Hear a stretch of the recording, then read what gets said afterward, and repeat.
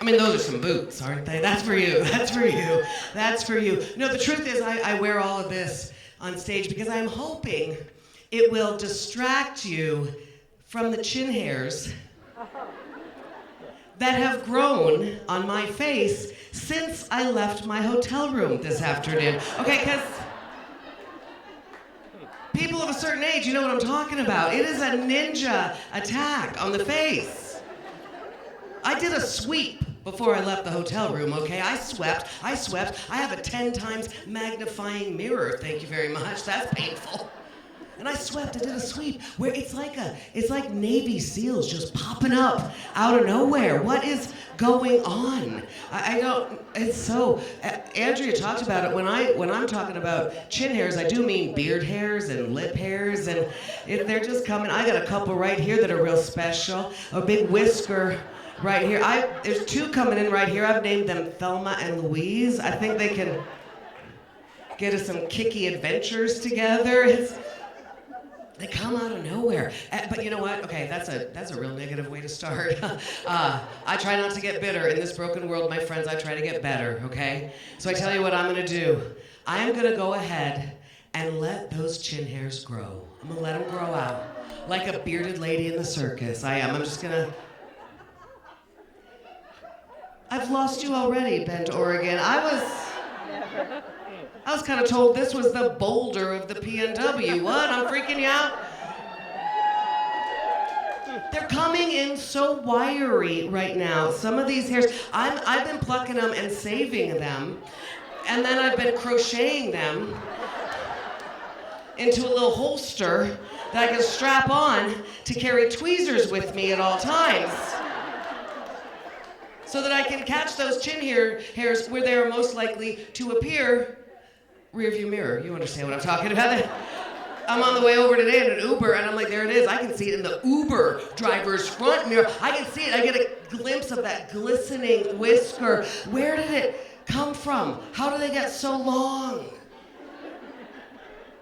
I go to bed at night. I was a blonde child. I go to bed at night and there's just a little blonde whisker, and then I wake up and it's black and wiry overnight like a pube. What is happening? While you were sleeping, the whisker edition. I don't know. So I am. I'm gonna let them grow. I'm gonna let them grow, and then twice a month, what I'm gonna do, you're gonna like this, Bend, Oregon. I'm gonna pluck them right out of my head. And I'm gonna donate those chin hairs to make wigs for cancer patients. Okay, now you like me, okay? All right, I know. You're all philanthropists here. I knew that would get you. I knew it, all right. Golly, I tell you what, I am so glad to be here with you all, but I want to tell you something. I mean, we're all about the same age up here tonight, and sorry about the young people in the audience. We're probably harbingers of doom from your future. Sorry to...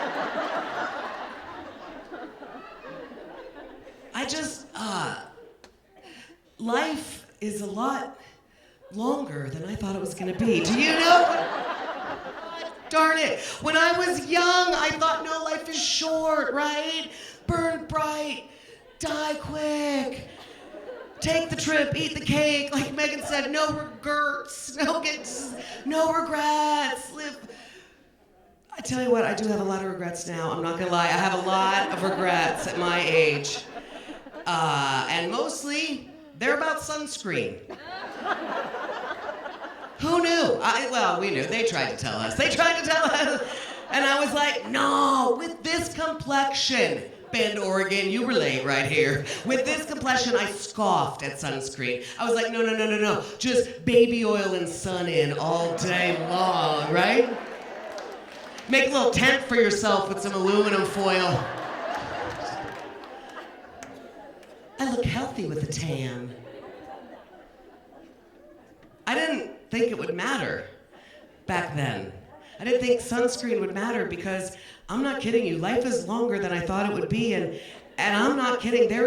Nowhere in my imagination could I imagine that I would be alive at this age. Okay, seriously, I graduated high school in 1986.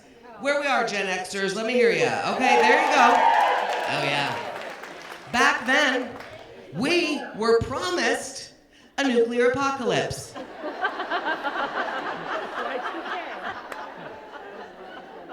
We were not prepared for this slow demise of humanity. We were not. Back then, young people, you don't understand, we did not invest in our future or our skincare.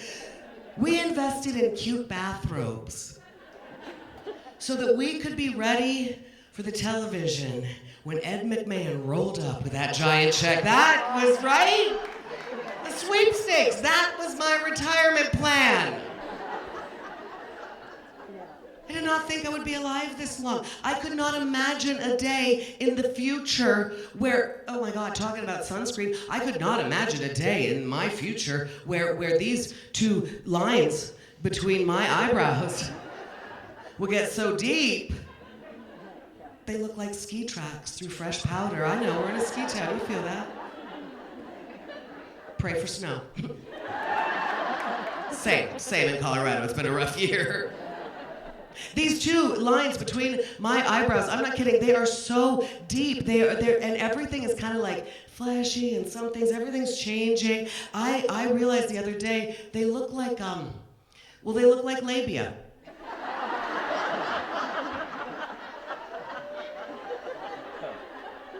I don't understand it myself, and I sure don't love it, but that is what's happening. It's like, when some things sag and some things creep up, what is going on? It's like I have a giant fault line down the middle of my body, and everything's just kind of caving in on it. It's the fault line. It's your fault. You're getting old. How dare you? What? I know, and honestly, what is happening? This just looks like balls more every day.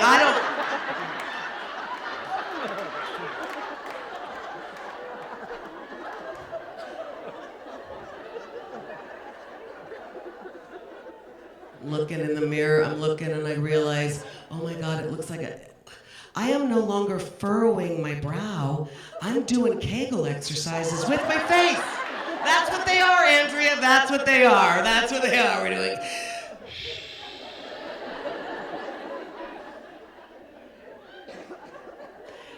But we're lucky. We live in this modern age. We've got technology at our fingertips. You know, we know what to do with that. We got Botox. We got Botox, ladies. You get it. We get to go, gentlemen, those of you who don't know, we go and there's this technology and we go and we have very, very expensive poison injected into our vagina foreheads. Because it makes you pretty. And it does, it works. However, it is not, I didn't know this when I first started on it's not a one-shot thing. It's a subscription service, like Dollar Shave Club, like Columbia Records, Gen X. That just keeps following you for the rest of your life. You just keep paying for that. And it's funny, you know, I did the Botox, I've done it. I don't personally care for it myself. I just felt that Botox made me personally look a little bit more surprised than I feel. I wish I were a little bit more surprised. Do you know what I mean? At this age, like every single day, something happens and I wish I were a little bit more surprised, everybody. We're Generation X. We invented cynicism. We don't give a F, and it shows. So I like my face to reflect that. No.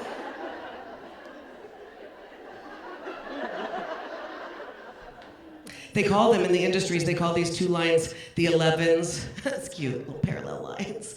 They call them the frowners, because they make you look angry all the time. As we have just discussed. I am a menopausal Gen X woman. I'm a little angry all the time. I have named these two lines after my two beautiful sons. Because that's how they got there. This is Augie, this is George. Nice to meet you, everybody. I earned them. No, I really did. I did the Botox, and I decided for myself, I just don't care for it, and I need to make this very clear right now more than ever in this crazy, wicked world. If you find something that makes you feel pretty and okay and happy, I want you to do it with all your heart, and I mean that, okay? I mean it. No judgment. I just didn't personally care for it myself. Part of it, I think, is that I spent a lot of my life, worrying about work-life balance and equal pay for equal work. And I'm a little resentful at age 57 that I have to worry about what work I need done on my very own face. But that's just me.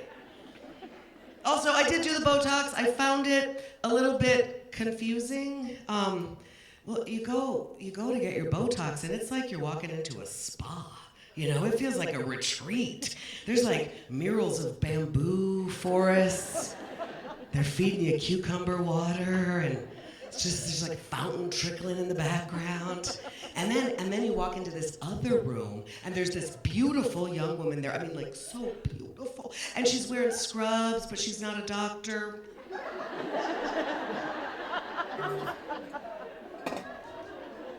And then she's coming at you with a big, giant needle. I mean, seriously. And she's saying things like, okay, this one's going to be a little spicy. Okay. I have given birth to 2 human beings. That shit hurts. I'm just going to say it's painful. It's painful, but hey, it's worth it. It smooths out the forehead. And like I said, I just, personally, I didn't care for it myself because without those 2 deep vagina lines, I felt like I lost a little part of myself that turns out I didn't expect it, but I like it. I value it. With these 2, thank you. Oh, have I got a treat for you, Bend, Oregon? Because with these 2 deep lines in my forehead, I am rather like a magician. I'm telling you, like this is gonna be a Vegas show for you right here, and I didn't expect that. Right before your very eyes, I can take an ordinary business card. Okay, young people in the house, a business card is a thing that it's hard to explain, isn't it? It's weird. You know what a QR code is, right? We used to drop them into fish bowls to try to earn free sandwiches. What is hard? Doesn't matter. I can take an ordinary piece of paper.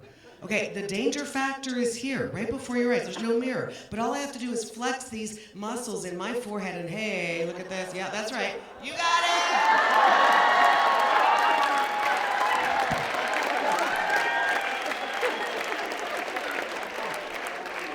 Oh, thank you. Can you imagine? I'm doing party tricks with my forehead. And that's showbiz, baby. I can't give that up. So there you go. Oh, golly, thanks for being there for that. Life is long. I tell you what, life is longer than I thought it would be. I certainly did not predict a day in my distant future where I would have a hot flash that blinded me. And that happened right here tonight. You saw it happen. When I walked out on this stage, I had a hot flash that fogged out my glasses. And those are trifocal glasses, ladies. Did you even know that was a thing? I did not. I had supervision. I had sniper vision. Until I was 45 years old, I could see leaves on trees in the next town. And then all at once, went away. I had to start wearing trifocals the exact same time of life that I started having the hot flashes that fogged them up. It's a fun age, isn't it? Life is long. Anybody else with the hot flashes? You know what I'm talking about? Woo. I break into a full body sweat 8 or 10 times a day. I mean, it just... You see it? It's happening right now. Look at me. I know you're thinking, wow, that chick has really dewy skin. I know. Glistening. No, I'm breaking into a full body sweat. I mean, it pulls up in every crevice. You can splash it. Throw coins at me, make a wish.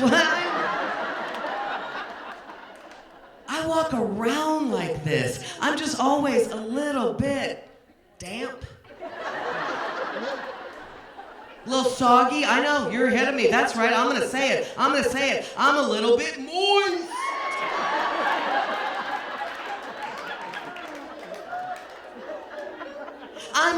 I'm like a toad. Indigenous peoples lick to get high. That's how I...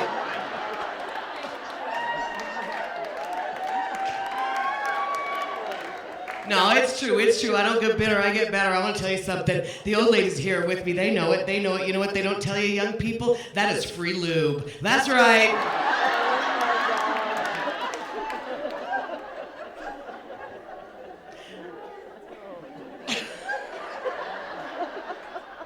Not going to say the dirty joke. Right there, I'm so tempted. You see, and I'm just saying, I come from, all right.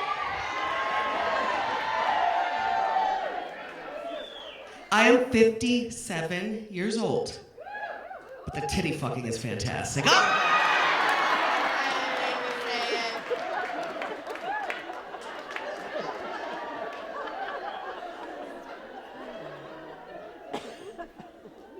8 or 10 times a day. This happens to me. And I just feel like if that happened to a man, like if a man broke into a fever 8 or 10 times a day, we would rush him to the emergency room. Figure out what is going on there. But in our case, in the middle-aged lady's case, the medical establishment is like, huh. Weird. Have you thought about losing some weight? Every time, every damn time. They don't even take my temperature. That's just what they ask. And I'm telling you, I got my fingers crossed. I'm still pre-diabetic, but I'm hoping those GLPs are gonna come through for me because yes, I have thought about it. I have thought about losing some weight. I would say it's probably the number one thing I think about all the livelong day.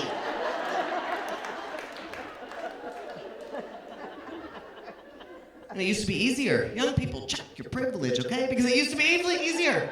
When you're young, you gain a few pounds, you walk it off, you get your steps in, walk it off. And here, at age 57, I have developed plantar fasciitis in both of my walking feet. So thank you. I have thought about it. Life is long, I tell you what. Oh my gosh, Ben, you're fun. You're awesome. Okay, you maybe tell a dirty joke I didn't want to tell. You got me. We get one F word per set when we're doing PG-13 comedy, and it's not supposed to be meant in a sexual way. So usually I reserve my F word for calling my children mother effers. But that was fun. We got to do it in a sexual way, and you were there for it. So thank you, Ben. Love you very much. We do what we can, right? We do what we can. Hey, by the way, give it up once again for your awesome comedians, Megan Elwood from Seattle, and Andrea Marie, our founder, producer, and creator of Moms Unhinged. So good. So good. In the words of the late, great, dare I say, Saint Gilda Radner, Gilda said once upon a time, she said, I think it's hard to be a girl and be funny because you have to make a lot of sacrifices sometimes because of your big mouth. And I want to tell you, Moms Unhinged, and Andrea told you the stats, for years now, we are packing houses with all-female comedians and these amazing audience. Thanks for being part of it. We're shaking the tree. Here's to the girls with the big mouths. Hell yeah!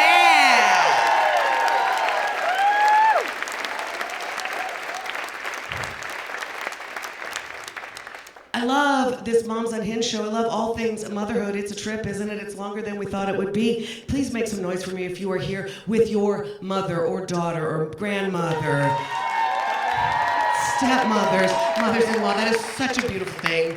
We're laughing across the generations, and my God, we could use it right now, right?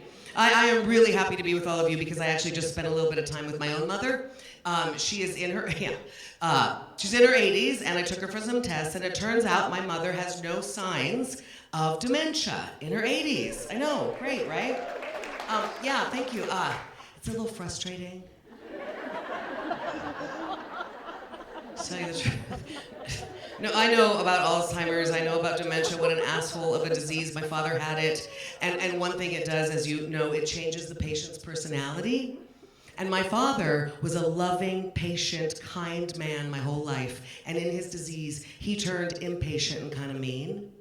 And my mother, I know you don't know her, but that's funny. She's been a stone cold, humorless, judgmental buzzkill my whole life, so I was just hoping that maybe she would like turn into somebody I liked hanging out with. Maybe I could take her to a comedy show, you know, in our late chapter. But no, sharp as a tack, sharp as a tack. Marsha Lane, she's still got it. That's so mean. I love my mom. Thank you for coming out. Thank you for honoring all moms. And really, we should look to my mother. That's me. We should look to my mother as an example of how to prevent memory loss. She does it all right. She lives a clean life, and she does word puzzles and brain games. And it turns out, if you remember and keep track of every grudge. Oh, you're getting called out. They're like pointing at you. Double. Let's let that go. Let's let that go. Take a deep breath. If you keep a mental spreadsheet of every piece of unreturned Tupperware all the way back to 1979, all sharp as a tack. So good for you. Your brain is sharp, but your heart might be troubled. We wish that you could. Hey, she's at a comedy show. This is my mother is truly horrified that this is what I do for a living. But you know what? Who can blame her? We're all parents here. Imagine, you raise your kid, you sacrifice, you bring it up, you maybe even you get him a nice fancy education. And then imagine your daughter comes to you and says, I'm gonna be a stand-up comedian. Who can blame her? My mother, as far as I'm concerned, I'm just a circus clown. So, and let's get into it. It is very important to my mother that you know I love my two sons, okay? I love them with all my heart. But I'm gonna talk some shit about them right now, okay? Are you ready for that? All right. I have two sons. I told you, I tell people in the world that I am actually a new mom. Thank you for that laughter, okay? It hurts a little more every year. I tell people I am a new mom. I mean, I gave birth to those two people many, many years ago. But those people, those babies, there's some young moms in the house. Those babies, those sweet little things that we brought home with such joy and love and hope, those little toddlers who loved us and made us feel good, who smelled good, those people are gone. You know about teenagers, a lot of you have them. They're gone. They just disappear overnight. It really feels like overnight, doesn't it? It feels like something from a medieval fairy tale. Like, who left the changeling in the bed, right? Like, doesn't it? It feels like one day my kids are, Mama, I love the everything of you. I swear that I know. Cherish that. Because the next day, Mom, I hate the way you breathe.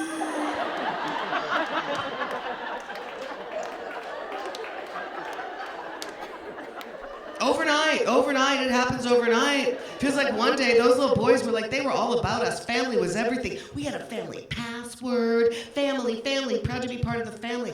The next day, it feels like they would like to convince the world they have, in fact, no family at all.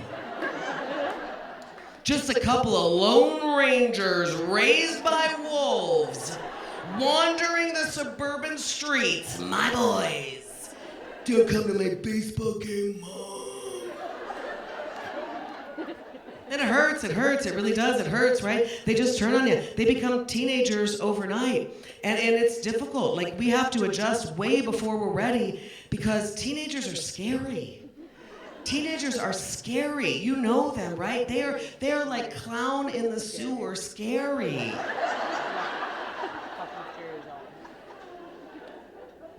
And parenting is not supposed to be a competition. Kind of feels like it is, though, sometimes. I feel like you might know what I'm talking about, Bend, Oregon. Do you have any bento box moms in the house? Do you know what I'm talking about? Do you know what I'm talking about? Bento box moms. If you don't know, these are women who, I mean, God bless them. They pack perfectly balanced, nutritionally and artistic. You're there. We got one in the front row. She's hiding her face in shame. Don't. Show your face in the light. I I know that you spent an evening carving a radish into a bunny rabbit, and God bless you for that. That is how you show love your lucky children. Kind of making it hard on the rest of us, though. You know what I mean? It's just kind of turning sack lunch into an Olympic sport, and I find it exhausting. No, I'm serious. I'm kidding. Parenting, I'm not kidding, should not be a competition. We need to support each other. We really, really do. Parenting is hard, and Andrea talked about it. It's long, it lasts forever, and I want to tell you something. You can get exhausted. I know more than one parent, like personal friend of mine, who had a total nervous breakdown due to exhaustion, due to lack of sleep, due to Elf on a Shelf, you guys. You know those parents? Yeah. I mean, listen, what you do with powdered sugar at 2 in the morning is none of my business. Just saying, you should take care of yourself. You should take care of yourself. Really, I tell people I'm a new mom because 2 new people are living in my house. That's a new mom. And I want some of the stuff we give new moms. They get... Seriously, VIP parking, free massages, people bringing you casseroles all the time. I miss it, I want it. You're exhausted by the time the kids are teenagers, and it's hard to keep going. Because, well, I want to tell you something, parenting is hard, shouldn't be a competition. I do happen to be the best mom in the whole world, though. It's me. According to a mug, look, they're clapping for that. Best mom, good time. According to a mug my son made for me when he was 6 years old. Yes, that same mug that same child of God smashed onto the tile floor in the kitchen 2 days after his 15th birthday, looking me dead in the eyes, saying, "How do you like your manifesto now, Mom?" I don't even know what that means. It's just... But what I said was, "Oh, baby, I don't need that mug to prove it. That's my title. You can't take that title away from me. I am the world's best mom. Can't take it away from me. I will take your cell phone, though, for 2 weeks. It's mine now, right?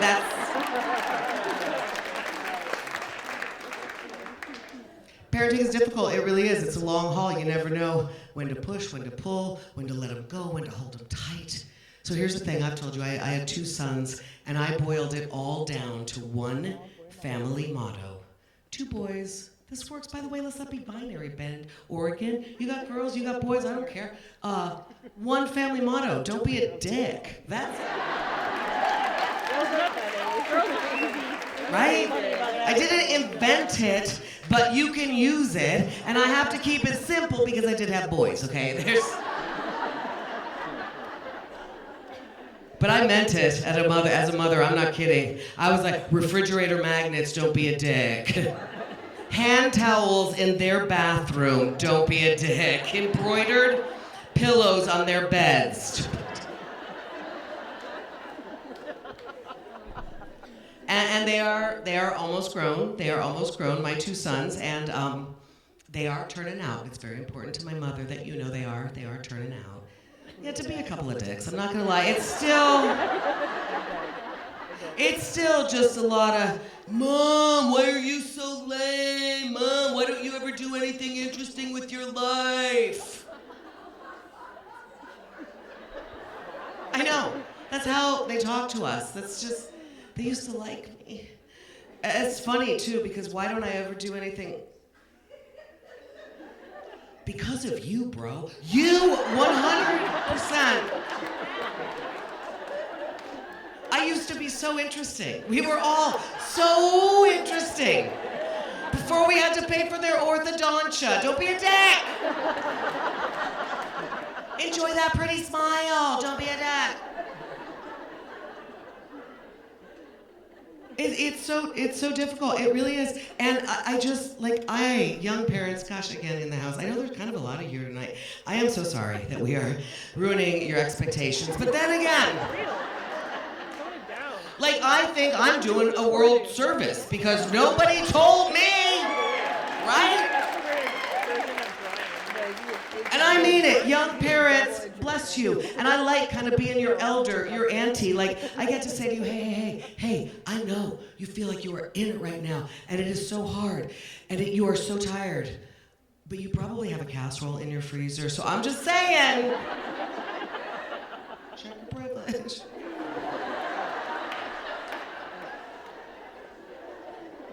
No, the truth is, like, I tell people I'm a new mom, and I think, like, really, I kind of am. And I think all the things we give new moms, those casseroles, everything, baby showers, think about it. We have baby showers. When we have friends who are having a new baby, we know that their life is about to change, and it's going to be difficult, so we gather as a community to support them. And I think we should do the same thing for parents of teenagers. Right? Seriously, some of you in this house tonight, you have a friend whose child is starting to turn on her. And by the way, I want to remind you, don't be surprised, because when they're toddlers, they're just like little versions of their teenage selves, you know? And my little boy, when he was 3 years old, he used to come up and pretend to hug me and then use me to wipe his nose. I'm like, so we really shouldn't be surprised. It's just that they're scarier when they're in teenage form. They're just scarier. So I think we should, if you have a friend who is clutching her Chardonnay in a death grip, you throw that woman a party, okay, my friends? Teenage parties that started right now tonight, Bend, Oregon. Let's get that going. Hell yeah. We're gonna start a movement. And here's the thing, ladies, you can drink at your own shower this time. So, hey! Teenagers suck so bad. But it's still better than being pregnant from my way of thinking. It still is. It still is. What are the gifts going to be for the teenage showers? Not diapers and onesies and bottles, but like locks for the liquor cabinet.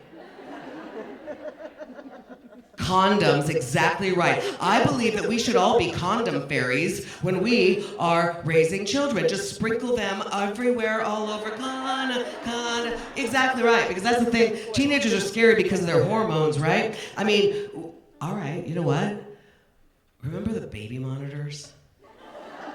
No. Let's pull those things out of the basement and bring, because in today's age of full surveillance, our teenagers today will not even know what that is.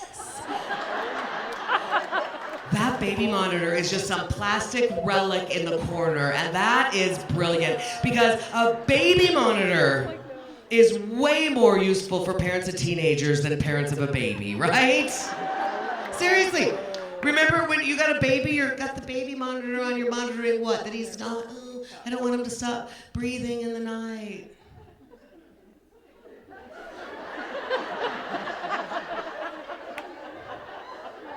When my older son was 16 years old, I would have smothered him with a pillow myself. I'm just telling you, I know that's not cool to admit. It's just, it's true. It's really hard. That baby monitor can be so useful. That can become a, like, who's sneaking beer out of the garage fridge monitor? Who's sneaking out of the bedroom window monitor? Who's getting fingered in the basement monitor? Okay.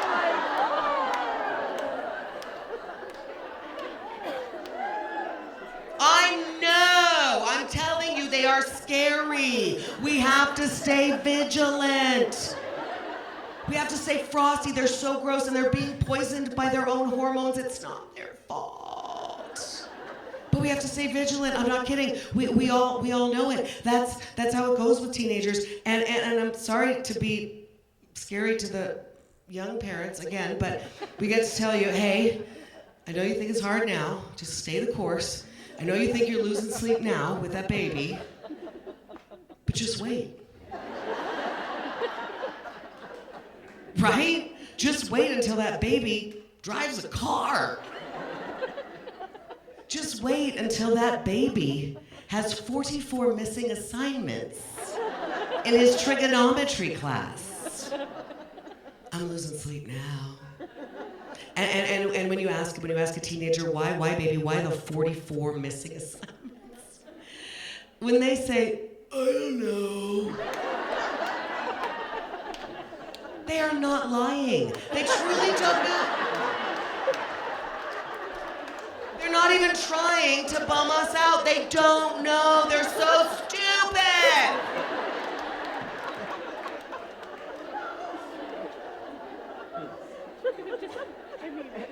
Their frontal lobes are still forming. It's our job to keep them on the straight and narrow. It's not their fault. It's not their fault. We love them. We love them. Just wait until Mr. 44 missing assignments goes missing at 2 o'clock in the morning with his girlfriend, Whitney.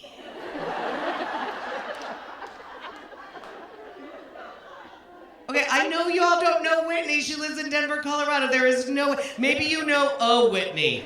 Maybe you're a mom of a girl. Don't raise a Whitney. Don't raise a Whitney. You heard Andrea Marie talk about it earlier. You don't need a slut in your life. You can try to be. I'm kidding. That's terrible. I love Whitney. Whitney is exactly the kind of girl you want for your son when he is a senior in high school. I'm not kidding. I've known Whitney since she was a kid. She's like a daughter to me. Whitney, truly, she's awesome. She is the future. She carries a very tiny handbag. Have you seen the young people, the size of their handbags? It's so... I can't leave the house without my mom tote with my Band-Aids and my gum and my toothpicks. I don't know how to leave the house without it, but the young generation, they have it all figured out. They leave their tiny little bag. I figured out all they need to survive a whole evening is just a vape pen and a Plan B pill. So they've got it. Features in their hands.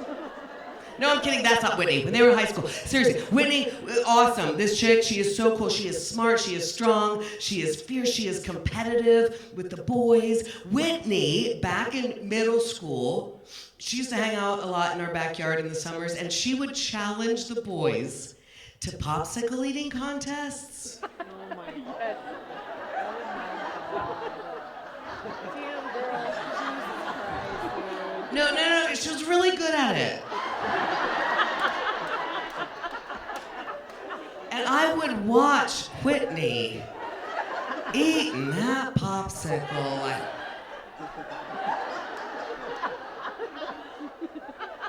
And I would watch my son watch Whitney eating that popsicle. And then I would watch Whitney watching my son watch her eat that popsicle. And wowee!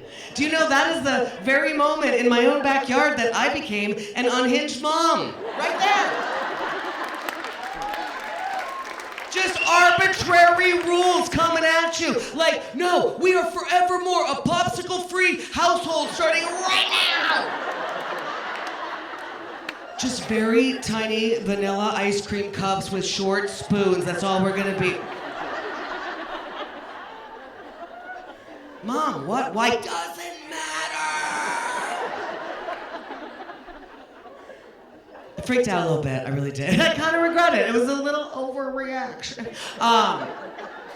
Because they were in middle school, my friends, and that was truly, I think it was more innocent than I thought it was. Really, I do. I believe that they didn't really fully understand what was going on there, but I felt like I did. Right? Like some of you former sluts know yourself that one of the superpowers as a parent of teenagers is you just go back into your own hormonal and delinquent brain and you think, oh, right.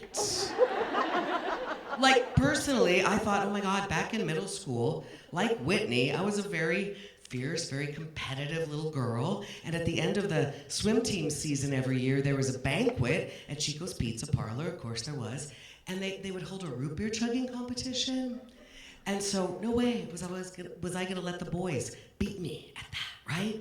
So every day, all summer long, right in front of the boys, I would practice relaxing the muscles of my throat. Just in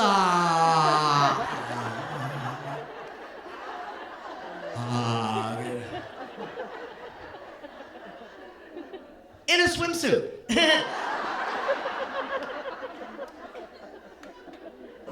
But I mean, really, it worked. Totally innocent. I was the reigning root beer chugging champion of Moses Lake, Washington for 3 years in a row. also those skills do come in useful later in life. But anyway, Whitney is great.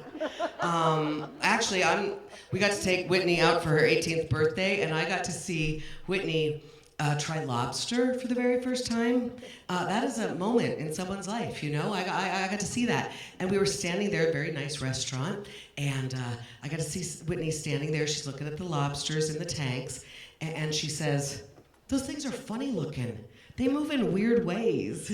Why would anyone, why would I put that thing in my mouth, you know?"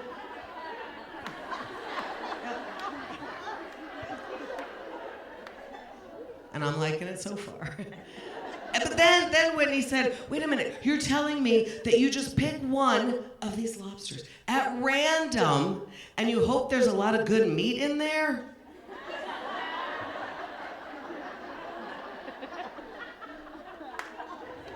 I mean, that's the situation. And then moms of boys, I think you'll feel me. It's a weird moment right there. You didn't expect for it. You didn't prepare for it. You're just going what is my role here?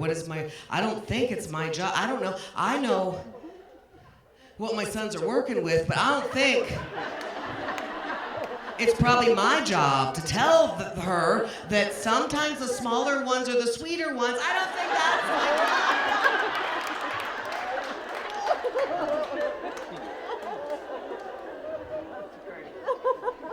I don't think that's my job. And then I watched Whitney eat lobster for the very first time, and she loved it, and she sucked the butter out of it with a lot of gusto. And then she said, right at the table, she said, "Wow, this is delicious. Why do people save lobster for special occasions? I think I want to eat lobster every day." All right, some of you aren't getting it. Whitney plays harmonica in an indie band. Does that help you, Bend, Oregon? You get that? I have seen what this chick can do with her tongue, okay? Just makes me uncomfortable. You feel me, right? Okay, so they're missing and it's 2 o'clock in the morning. And my son's cell phone goes dead. And I have only one thought in my head, obviously, true crime podcasts.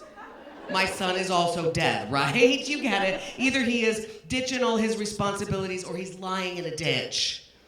And if he's not, if he is just blowing me off, he is gonna wish he was lying in a ditch tomorrow morning, right? You feel me? No, I think we're all on the same page now. I'm not worried he's blowing me off. You're there for it, right? He's worried he's being blown by Whitney. Okay, you're there. You got it. Okay, so I call Whitney's mom in a panic, and it seems this woman does not listen to the same podcast I do because she is not concerned. She's like, "Lisa, maybe it's a big misunderstanding. My husband has them on the GPS, and it says they're in an abandoned parking lot. What could they be doing there, Lisa? What could be open there at 2 in the..."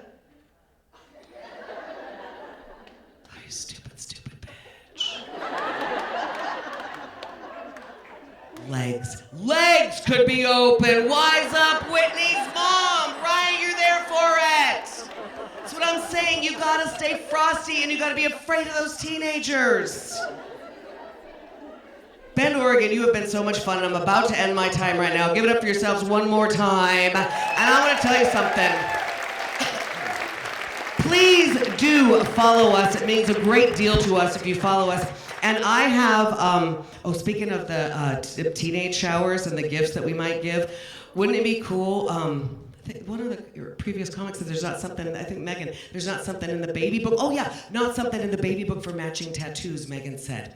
Wouldn't it be great if there was a baby book for parents of teenagers where instead of recording baby's first steps and baby's first words, baby's first matching tattoos, baby's first misdemeanor, baby's first terrible report card. I wrote that book. It's called Teenagers Suck. A memory book for parents during the awkward and awful years. And there are places in here to record, seriously, ways he embarrassed us in front of the grandparents, ways he ruined family vacations, all of it. We are on the end of a little tour. Like Andrea said, we only have small shirts for Moms Unhinged. I only have a few of these. They're $10 tonight, $12 on my website or Amazon, like I said. But if you follow me tonight, because I'm really low on merch, if you follow me tonight on Instagram and you show me, I will give you a free sticker that says, "Don't be a dick," okay? And you can put that everywhere. It comes in useful in every walk of life, okay? We've got other merch. Please follow us. Please follow Moms Unhinged. Please, all of that. Buy the merch. We'll see you out in the lobby. I do want to, it's very important to my mother that I end with this. It's really important to my mother that you know Lisa's boys are not dicks. They are wonderful. They are both in graduate school, and that's true. They're both in graduate school. My younger son is a math genius. He is actually in a PhD program at Washington State University. Go Cougs! And he's a genius. I've seen this kid solving equations on the whiteboard like Good Will Hunting. I'm so proud. But this child of God still cannot solve the puzzle of how to replace a roll of toilet paper. So you know what I mean? Don't be a dick. You've been amazing. I've been Lisa Lane. Thank you very much. Bring her back. Andrea Marie, everybody.